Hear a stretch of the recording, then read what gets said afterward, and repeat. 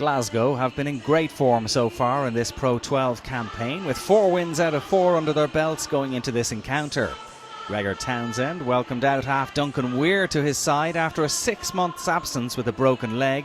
Nikola Matawalu and Sean Lamont came in on the wings in a team showing 10 changes in total. Scarlets beat Warriors when the sides met last season and went into the game having won their previous 5 matches against Scottish opposition. Jonathan Davies captained the side again. It was the visitors who opened in lightning fashion, with the confidence of a top-of-the-table side immediately putting the Scarlets' defence under pressure. And it was Ryan Grant who barged over from close range to get the touchdown for the game's first try. The referee asked for the TMO's assistance to confirm that the try was legitimate. It was, and Weir kicked a fine conversion to put Glasgow 7-0 ahead with just 4 minutes gone.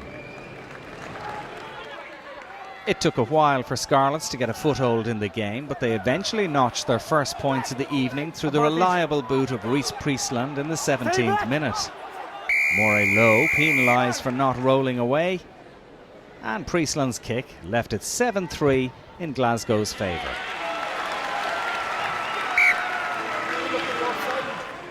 On the half-hour mark, the pendulum swung back in Glasgow's direction when lock Tim Swinson got over for his first try of the season, more or less falling over the line from close range. And once again, the referee, Giuseppe Vivarini, asked for confirmation from the TMO before awarding the try. Weir's conversion was on target, and the Scots led 14 points to 3.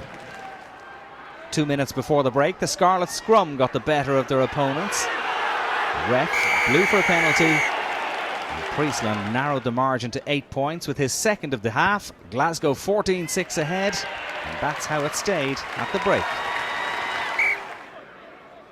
Priestland's kicks were keeping Scarlets in touch, and a couple of minutes into the second half, when Glasgow were penalised for holding onto the ball, he put another penalty over to make it 9-14.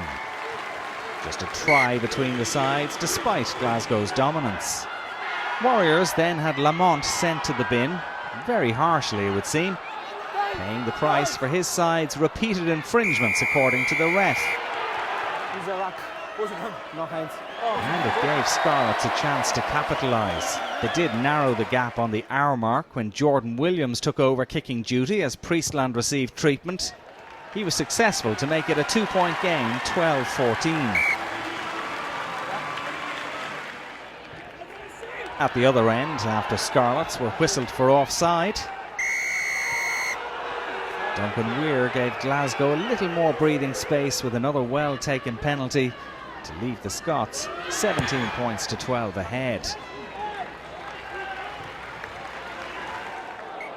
Late on, as tensions rose, Matawalu was found guilty of stamping. 14 black. And he'd spend the closing stages of the game in the sin bin. However, Scarlets were unable to make any further impression on the scoreboard. Gregor Townsend's Glasgow side, now the only unbeaten team in the league, and clear at the top of the table after a 5th successive win. The next Pro 12 match at home to Munster should be a cracker, with Heineken Cup matches to come in between. Scarlets face Zebre next, with Harlequins and Racing Metro to come in Europe. Final score in Llanelli: Scarlets 12, Glasgow Warriors 17.